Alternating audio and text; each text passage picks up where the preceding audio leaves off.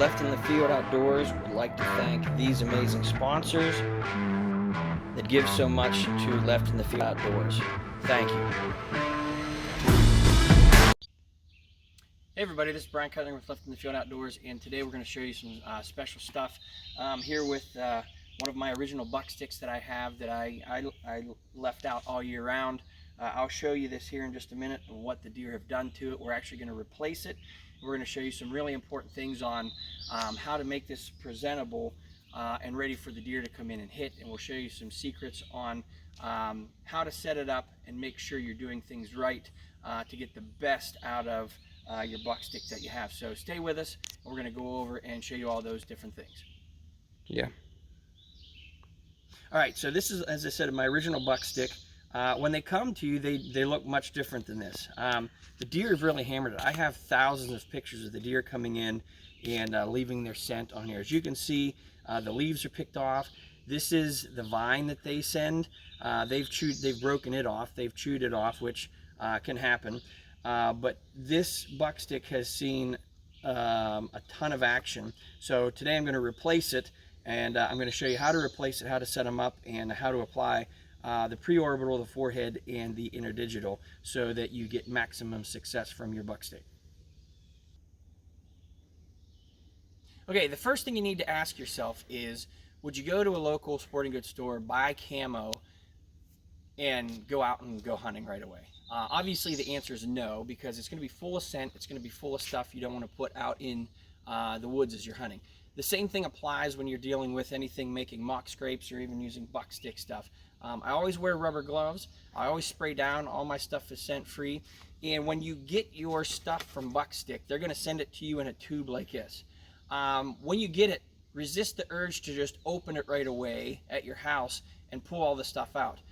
Chris and the guys and the gals at Buckstik do a great job of making sure when your Buckstik comes to you, there's very little to no foreign odors or anything on it. So if you open it up and take it out at your house and leave it laying around and things and stuff like that, you're already going to put scent and things and stuff on it. I highly recommend, don't do that at all. Resist the urge to open it up. Everything you need is in here.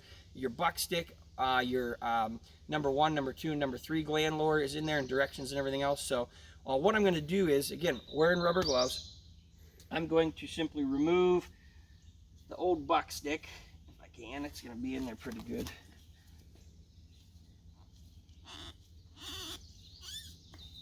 Okay, and now I'm not going to discard this. I'll actually do something else with this. I'll take it to another property and put it down or whatever.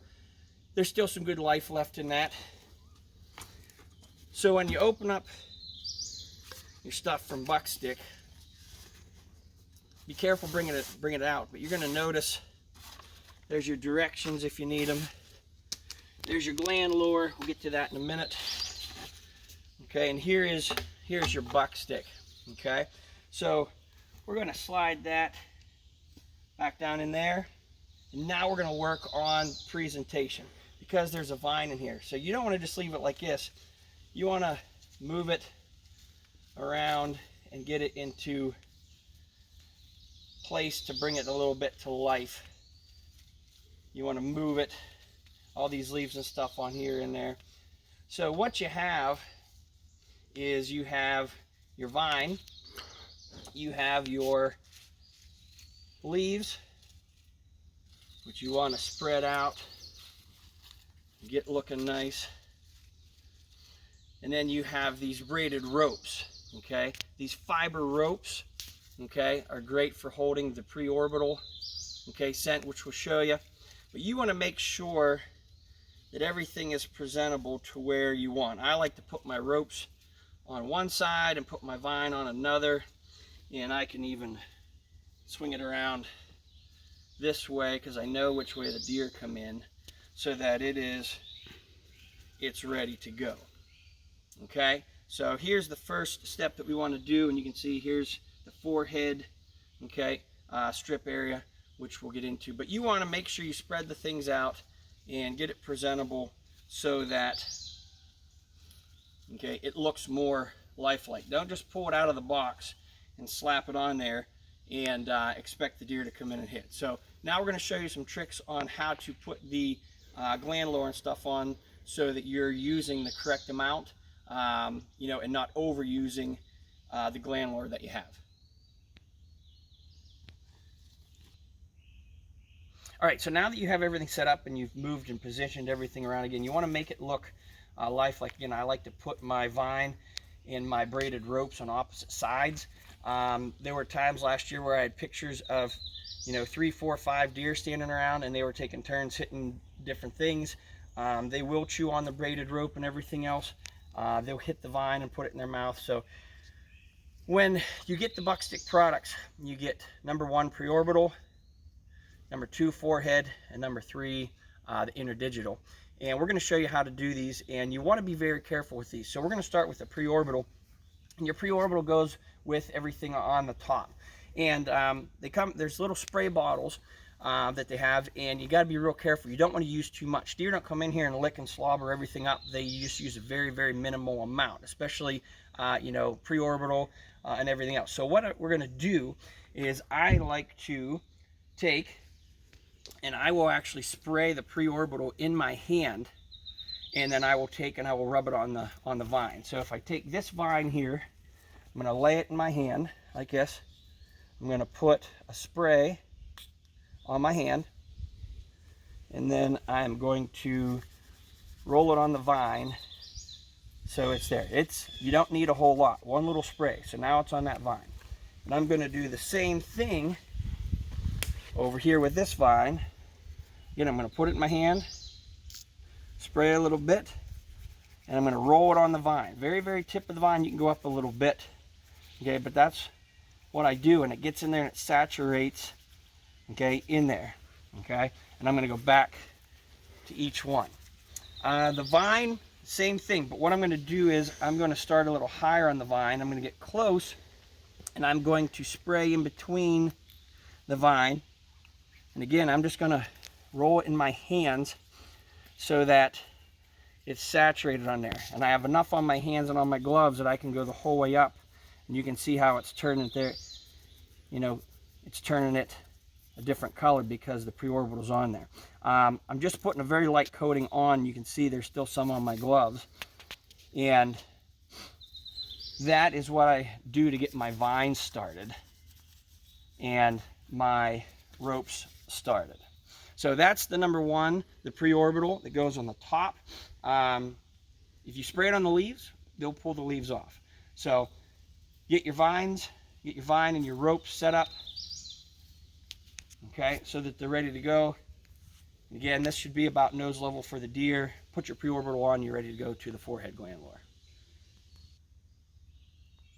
All right, so what I did next is I grabbed my number 2, my forehead, and I'm going to put it on the forehead strip. Now what I did is I'm going to change gloves, okay, because I want the preorbital here and the forehead here, and I'm going to do the same thing. I'm going to put 2 small sprays on my gloves. I'm going to rub them together like this, and then I'm just going to saturate the forehead strip.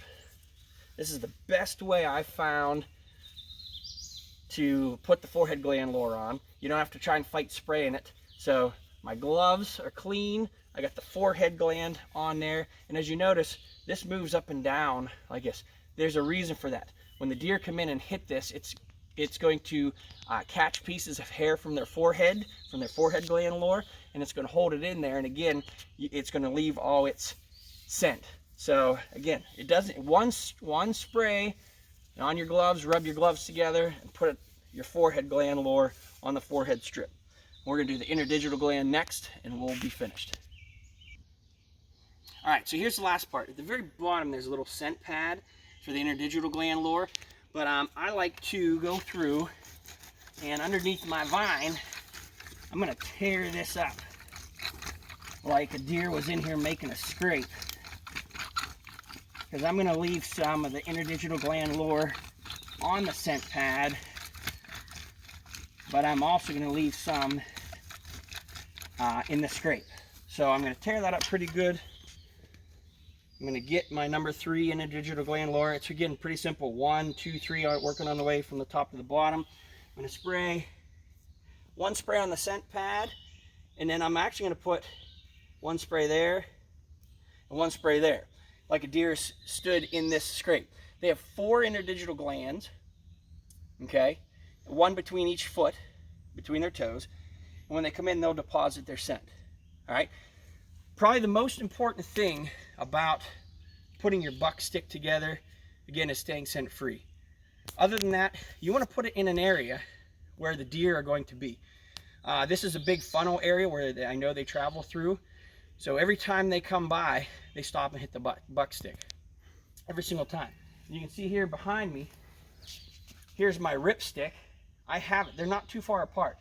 The deer will actually come underneath this log, hit the rip stick, hit the buck stick, and head on. Okay, we actually have a stand in this area too. This is like a overgrown apple orchard. But the location of your buck stick is super important. You just can't throw it out in the woods somewhere and expect deer to come to it. You need to put it in a place where you know deer are going to be. I prefer to put mine in bedding areas and in funnels or travel corridors. Therefore, deer are naturally going by, you know, where they're going to be. And a lot of times the travel patterns, this is a 12-acre plot, they don't change much because of the other terrain around. So making sure you are, number one, scent free, leave it in there until you're ready to go out and do with it. Number two, making sure you're wearing gloves and use the little tricks and stuff that I showed you, putting it on your hands and putting it on, not using too much gland lore. And probably the most important thing I do is I use cellular trail cameras, so I don't have to come in here and be bothered by bringing scent in all the time. So if you have any other questions, you can check out Buckstik, okay, www.buckstik.com. You can message me at Left in the Field Outdoors if you want. But this is a great product. I get tons of pictures. Inventory great deer. In actuality, my kids actually killed both their bucks less than 20 yards from here last year. They came in, hit the buck stick, and walked right in front of them. So again, this is a great place that we have for this particular setup, and we've had lots of success. This is Brian Kyling with Left in the Field Outdoors on Buckstik. You know what it's about, how to use it, and some tips and tricks on how to set it up. Check them out. Great luck this season. Happy hunting.